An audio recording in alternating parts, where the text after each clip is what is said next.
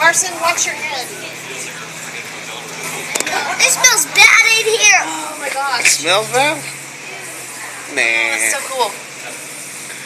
This is Batman's cave. Carson.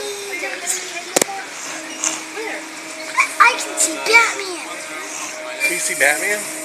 Oh, Robert's cave? Yes. And if everybody look up that direction, Marcy, you can take your picture. Well, good afternoon, everyone. I'm going to be taking your picture today, so when I count to 3, I would like for everyone to Look there, Logan. give me a nice big smile.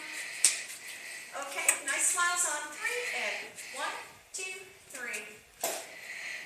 Thank you very much. You did?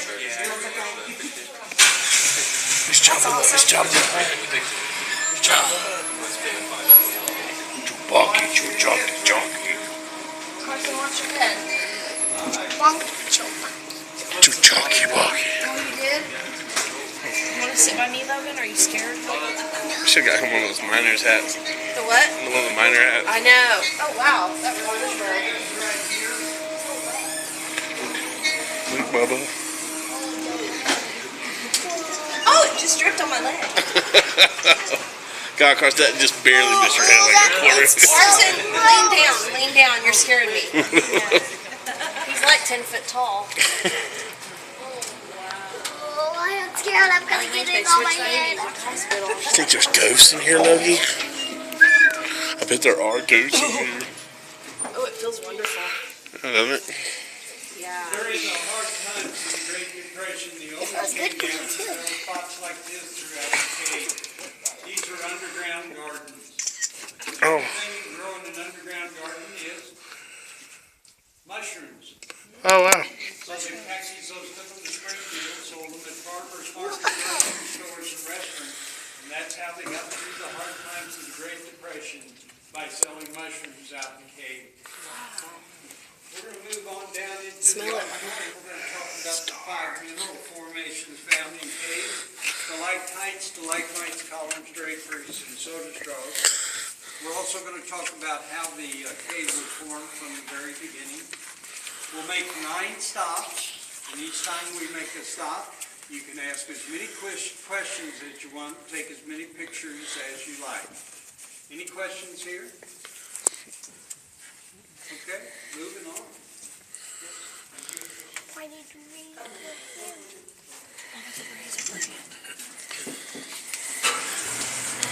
Okay? I'm going to read the doors. Yep. You sit next to Daddy and don't move. Okay?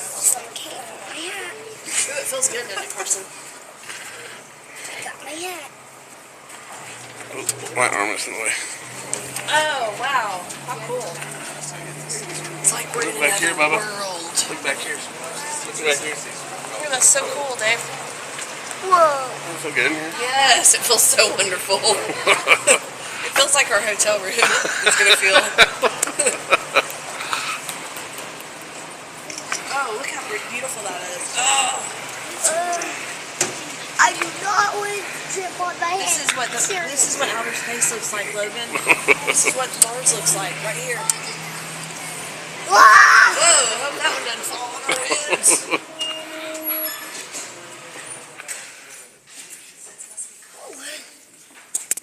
Fantastic Caverns is known as a natural forming cave. Because of that, it's taken hundreds of thousands of years to develop. Now, way back, it was a lot smaller than it is now. The water ran through and engulfed the entire cave. The water pushed against the walls and the ceiling and the floor, carrying away the walls, enlarging the cave, also picking up debris off the floor, taking it out and dumping it in a little sack river. Then the water table receded down beneath us 50 feet. We were left with what you see here. Stalactites grow down from the ceiling. Stalagmites grow up from the floor. If a stalactite growing down from the ceiling meets a stalagmite growing up from the floor and they touch, we then have a column. Right above us right here is a sample of drapery.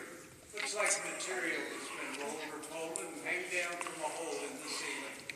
The last one are the little bitty sticks hanging down out of the ceiling.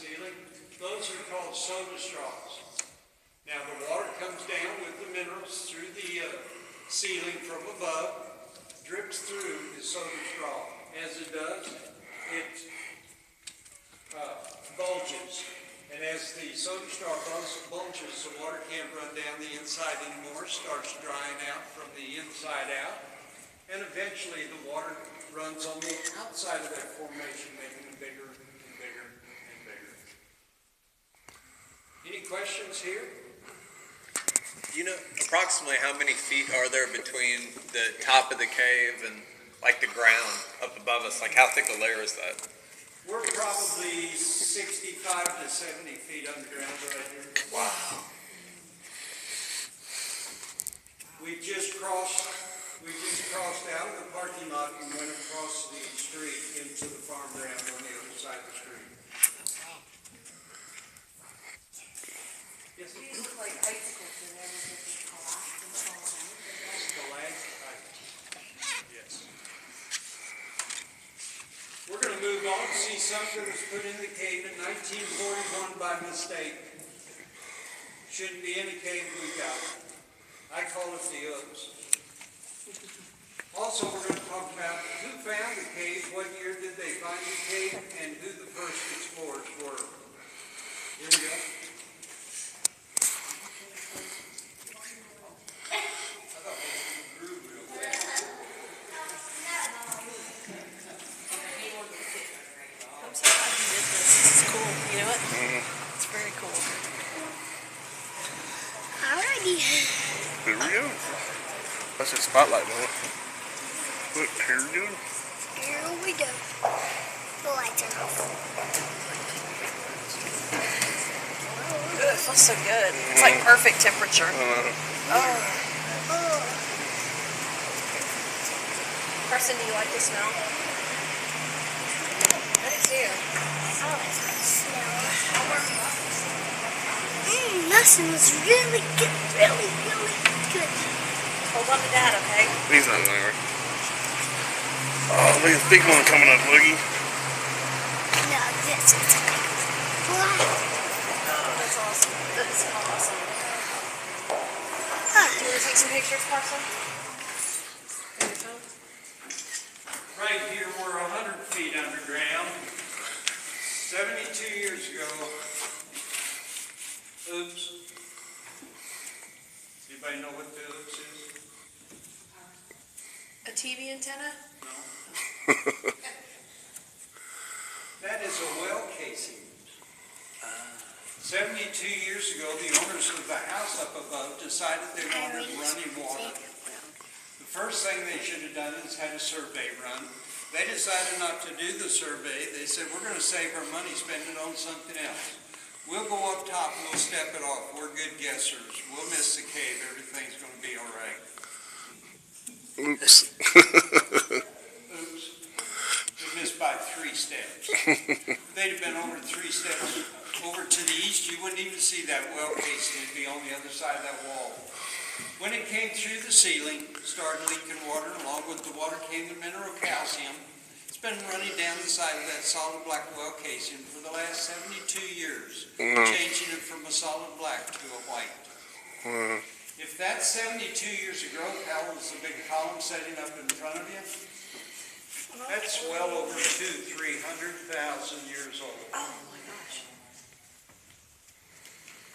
Now the well casing goes up from the floor here, it goes up 100 feet, and it also goes down an extra 50 feet into the water supply. When the water receded off of this floor, it went down 50 feet, so when they shot the well through the ceiling, they had to go another extra 50 feet to get into the water supply. 150 feet of well casing. Do they drink it? Oh, yes. Still operational. Oh, yeah. Not right now, but if we put a pump on it, you could draw water from it. Water? Yeah. When did they start showing this cave? What year? 1867. Wow. That's really cool. Little, yes? How does the exhaust not kill us already? How what? Okay, you know how people say do not leave the garage door shut when you crank your car? Yeah. How does this thing not have to do that? We don't run on gasoline. We run on propane.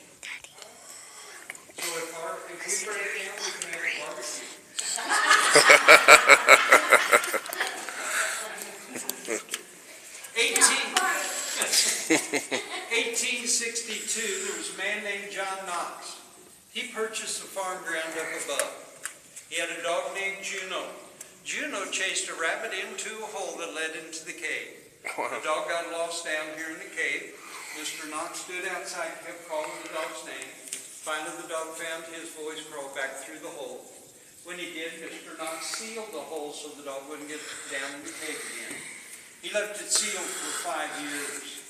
1867, he decided to reopen the cave, and when he did, he put an ad in the Springfield newspaper. He didn't want to spend a lot of money on his ad, so he just used 2 words. Wanted, explored. He got 1 reply. 12 women. The 12 women came down from the Women's Athletic Club of Springfield, 1867. Now, you knew back then what club they were from because all clubs had a color connected to them. The women's club was pure white. They wore long white dresses, white boots, white gloves. They had big white brimmed hats and carried white parasols. When they got down here and got out of their horse and buggies, they walked up to Mr. Knox and said, Mr. Knox, what did you want us to explore? He said, the first thing you got to do is get down on your hands and knees and crawl through the hole like the dog did. Oh, no. All 12 women got down in their white dresses, crawled right through the hole. It didn't bother them. Scared Mr. Knox to death. He said the cave was haunted and it was full of ghosts. Because he said back in 1862, when he stood outside calling the dog Juno's name, he said, I keep hearing voices. It was an echo of his own voice, but he was convinced it was haunted. And for 31 years that he owned the property, he never came into the cave. Wow. But he sent 12 women in. What a guy. And once the 12 women got inside, he handed them candles. And he said, go explore, come back and tell me what you see. We want to go up to our next stop, and I want to show you what you would have seen in the cave in 1867 with a candle. If you have a cell phone or a camera out that you've been taking pictures with, you just seal that off for a little bit until we get through and I show you what this looked like. Then you can open them up and start taking pictures again. Any questions here? Okay, here we go.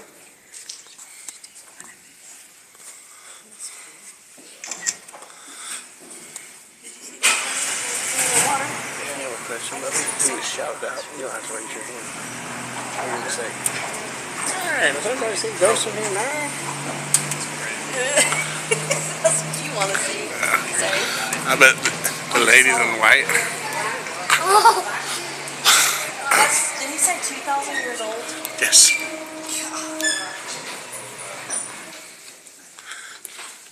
Once the women crawled through the hole and got their candles lit, they were down here for 13 and a half hours. Mr. Knox said, go explore, come back and tell me what you see.